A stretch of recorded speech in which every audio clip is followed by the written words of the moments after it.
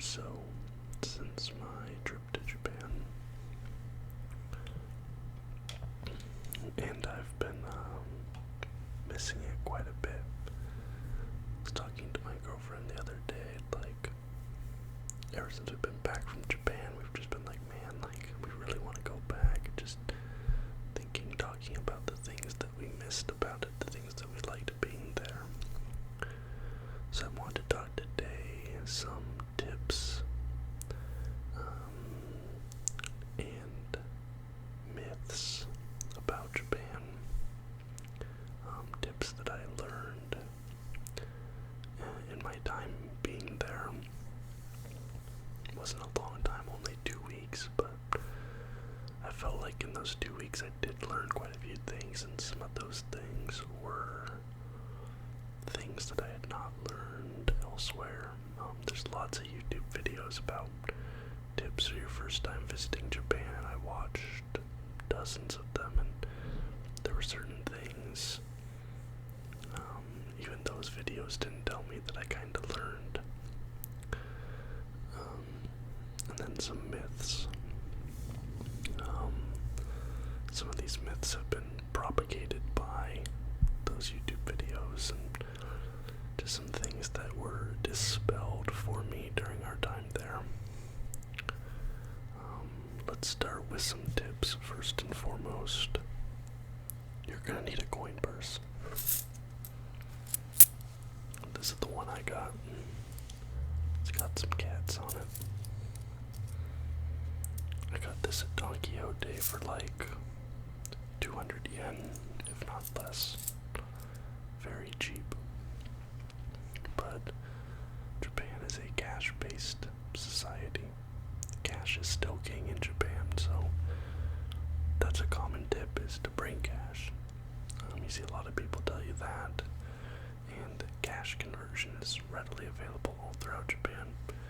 But one thing they don't tell you is you'll be using cash everywhere, and you're going to be getting a lot of coins.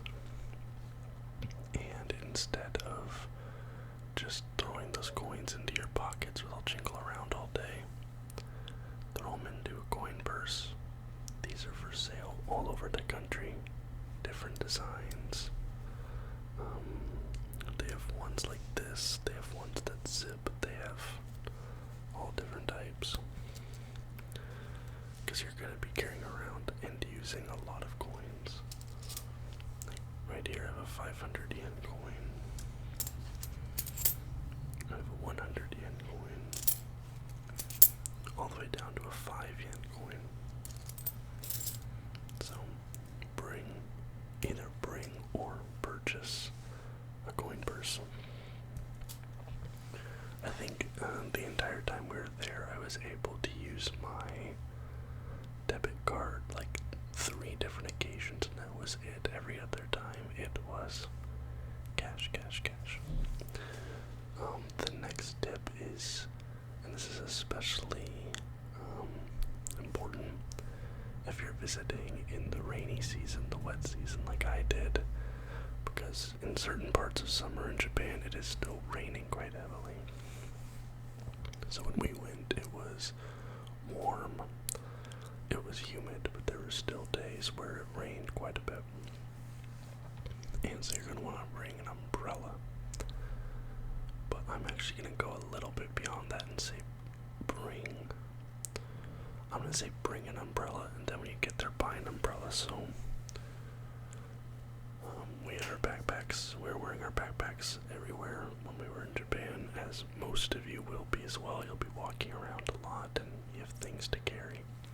So you'll most likely be wearing a backpack, as most people in Japan do. And we had the little water bottle pockets on the sides of our backpacks, and we both had little travel collapsible black umbrellas. And the first few days we were there, we were using those black umbrellas for everything. Rain, sun, everything. But then we were noticing that all the Japanese people we were passing were all using the same umbrella, which is this clear umbrella that's kind of like forms a dome around you.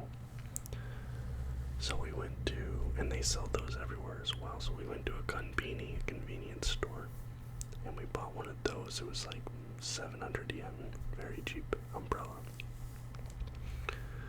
So then we had, in our backpacks, we had the black collapsible umbrella, and we would use that if it was very sunny, because you'll notice in Japan, if the sun's out, if it's a really hot day, everyone has a dark umbrella open to shield themselves from the sun, protect your skin, keep yourself cool, don't get sunburns, because I got sunburned like our second day there, because I didn't have, sunscreen, and I wasn't using my umbrella to protect me from the sun, which I then started doing later, when I noticed everyone else was doing it.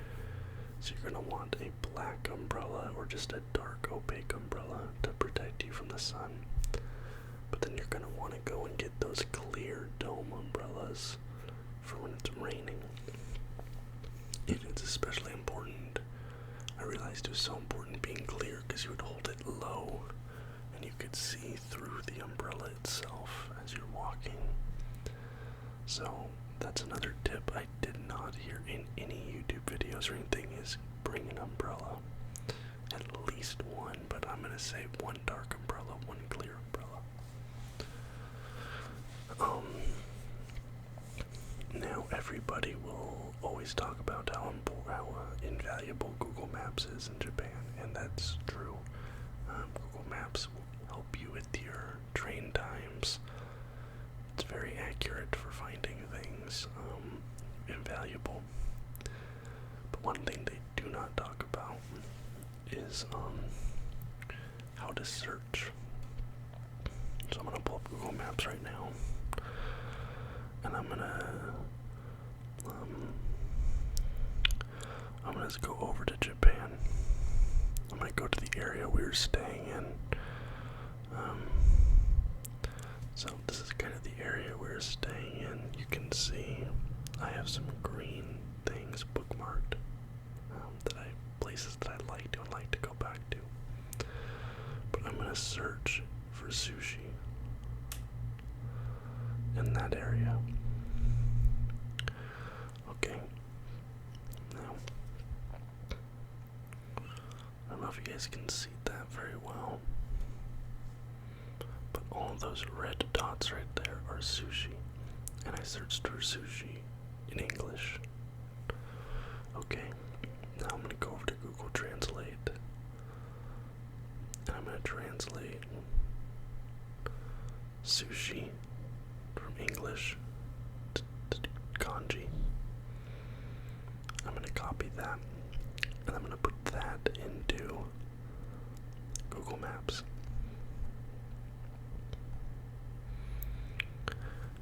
And now look at it. It might be hard to tell the difference on your guys' screen, but I promise you there are way more results and different results, because in Japan, people aren't searching in English for things. Now there are going to be some businesses, especially in Tokyo, which is very English friendly because it's a tourist destination, that will have their Google business info set up to be searchable in English, because they know they want English speaking customers to come to them. But not every business speaks or caters to English speakers, even in Tokyo. So their Google business page is not going to have any English on it. So if you're looking for something translated from English to Japanese, then search the Japanese word in Google Maps and you will find way more results. And if you're looking for a more authentic experience, you'll probably get more authentic results as well, because the ones with English on their Google business page will be English catered businesses, which you might be looking for that. So then that's the inverse can be true as well. If you want a place that is more likely to speak English, have an English menu, only search for things in English. The convenience stores, don't think that it's like convenience stores in the US or Canada or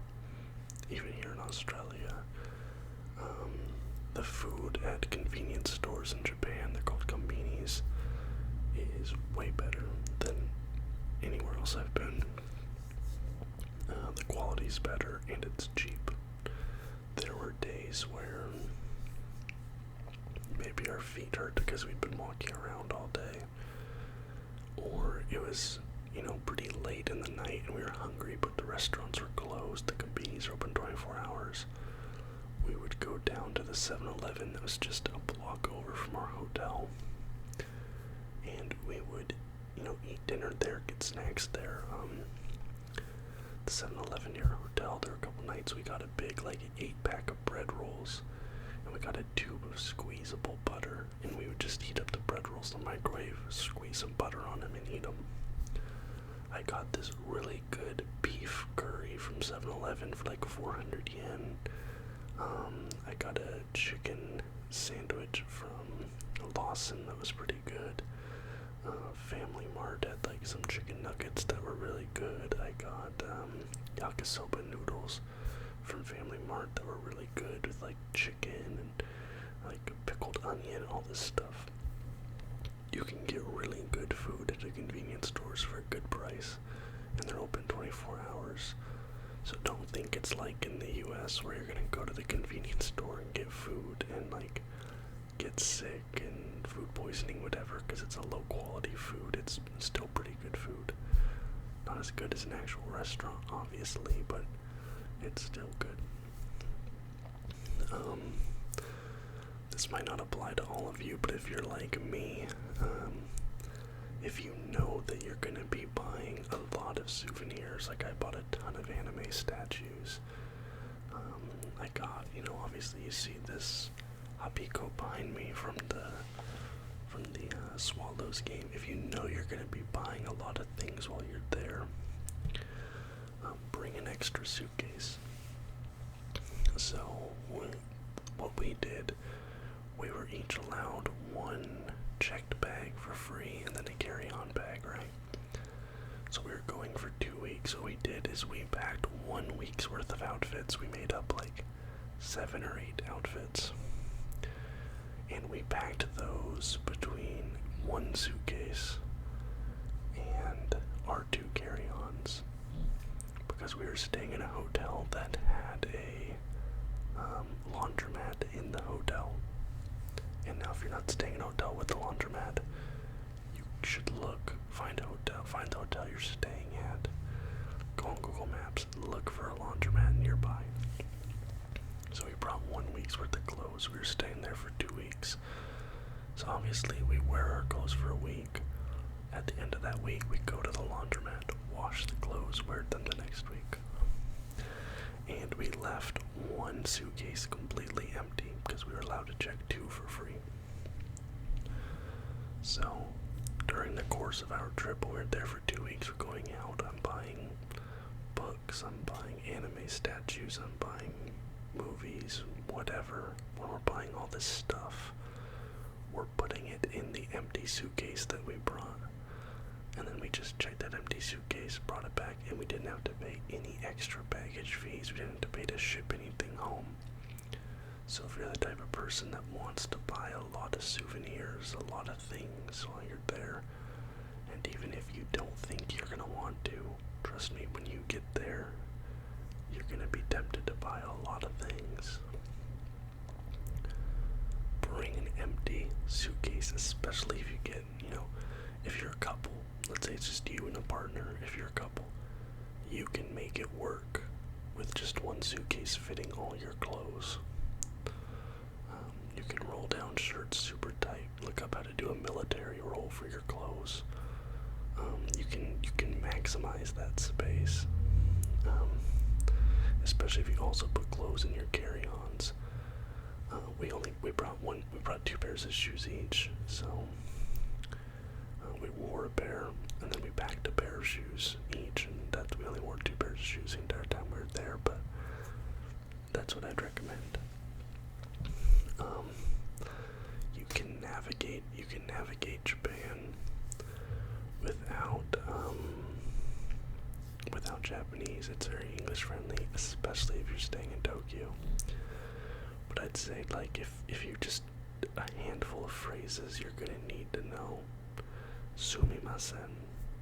That's sorry. You're gonna be saying that all the time. Accidentally bump into somebody if you're talking to a waiter at a restaurant, if you're talking to a cashier, talking to whoever, and there's a language barrier, and you have to like work through that language barrier. It takes a little bit of time and effort on their behalf. At the end, just like sumimasen, like apologize for the inconvenience. Japan's a very polite culture. Arigato gozaimasu, which means thank you. It's a very formal way to say thank you. And we're saying that all the time. People in Japan say it all the time. Again, polite culture. So you buy something at the store, they hand you your bag. Arigato gozaimasu. You respond, arigato gozaimasu. You leave. Food, everything. We probably said it 100 to 200 times a day, every day. Everyone you have an encounter with, as you go your separate ways, arigato gozaimasu, always. Another one you might hear,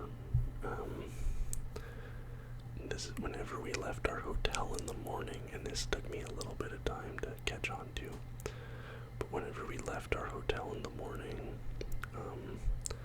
Ohayo gozaimasu, which is basically like good morning, but it's like the first good morning of the day. It's very formal, but you come down in the morning to go out and start your day. The front desk staff, as you walk past them, will probably say Ohayo gozaimasu, and I just responded to the Ohayo gozaimasu as well. I don't know if that's the proper response, but you're gonna hear that. Yeah, so those really are the three. I think that konnichiwa, obviously, but sumimasen, arigato gozaimasu, and maybe ohayo gozaimasu if you're staying in a hotel. And finally, the last tip is wear your backpack on your front when you're in tight-packed stores. Some stores in Japan are very small. Real estate's a luxury. And on the train, you'll see other Japanese people doing it. We quickly got on that this was a cultural thing. So whenever we went down into the subway station, we come to the subway station, we take our backpack, move it to our front. I think it's just like, so you're not turning and bumping into people. It's a little bit more controlled. Because, crime isn't really an issue in Japan. Like pickpocket, thieving, I don't think is a big issue. But I think it's just a politeness thing. Especially on the train, especially when it's a busier time of day. Just backpack on your front. It's also convenient as well, because if you have your things in the front of your bag, or if you your things in your bag, if it's on your front, you're sitting on the train, you can just unzip, pull it out. Actually, one more tip, and that's gonna be get good insoles for your shoes. Don't cheap out on the insoles. Get the nice, expensive insoles for your shoes, because you're gonna be walking a lot. We would get up 8 a.m., 9 a.m. We wouldn't come back until 6, 7, 8 o'clock at night, and we were walking around the whole time. We did not have a car. You're gonna be on your feet all day, and if you're on a long trip, 2 weeks, 3 weeks, a month, think about your life right now. How often are you actually, be honest with yourself, how much are you actually walking a day? Multiply it by 10, maybe 20. You're gonna be walking 30, 40,000 steps a day, if not more. You're gonna be walking probably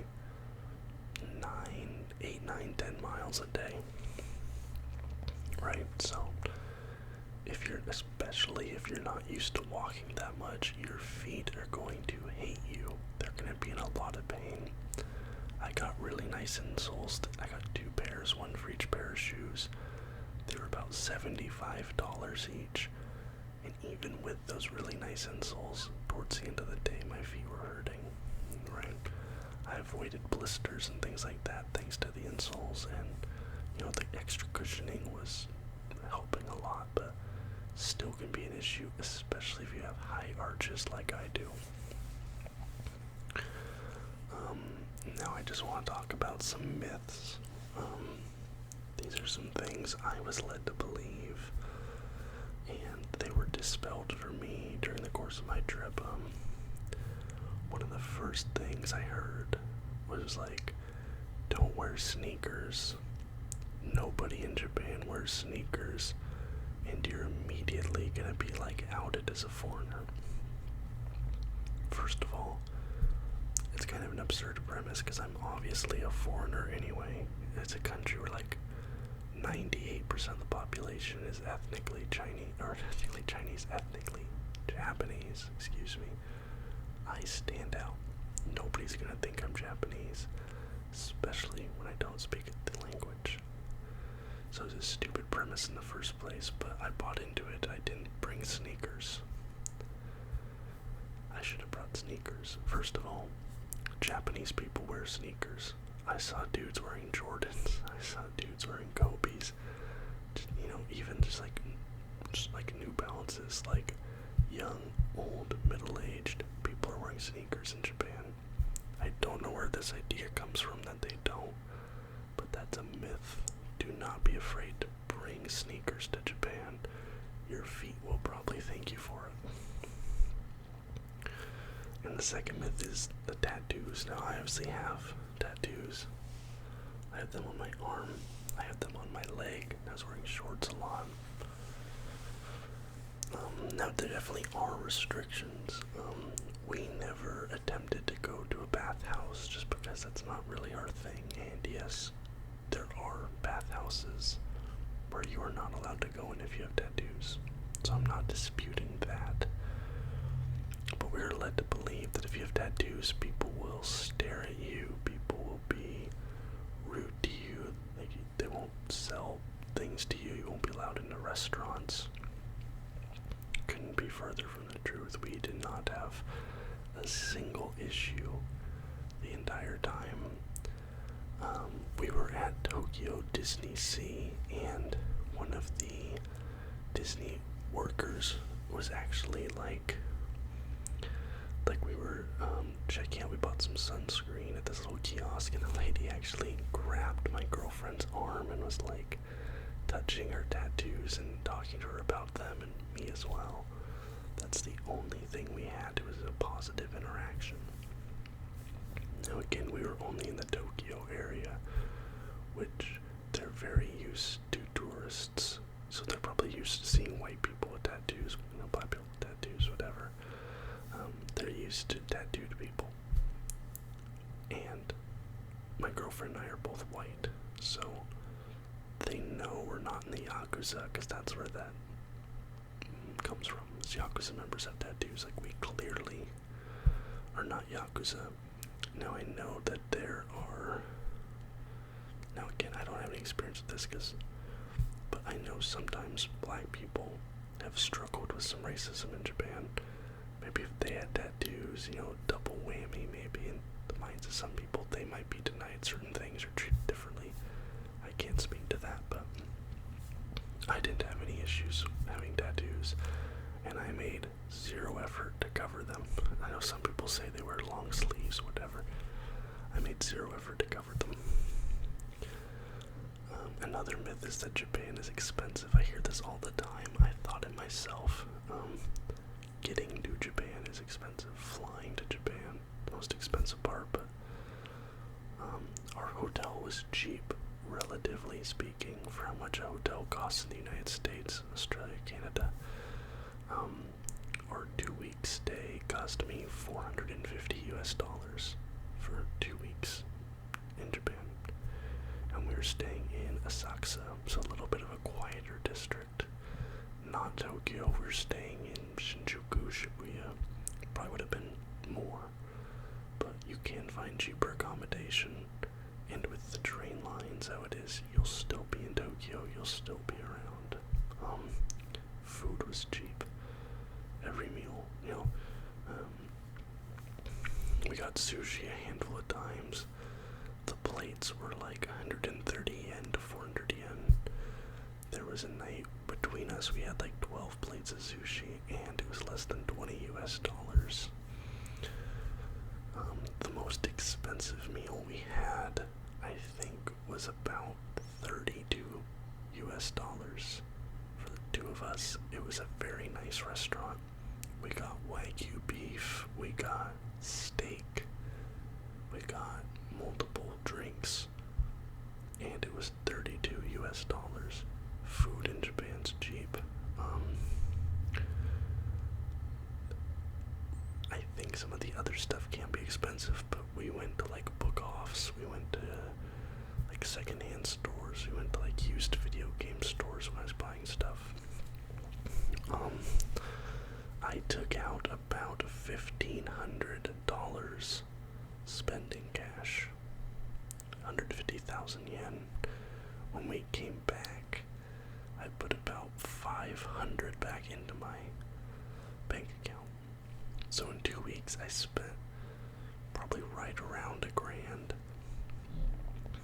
And we went to Disneyland. Most people won't be doing that. Well, maybe they will, but that's obviously a big expense. We went to Tokyo Disney Sea. I splurged on things. I bought a $200 anime statue. I bought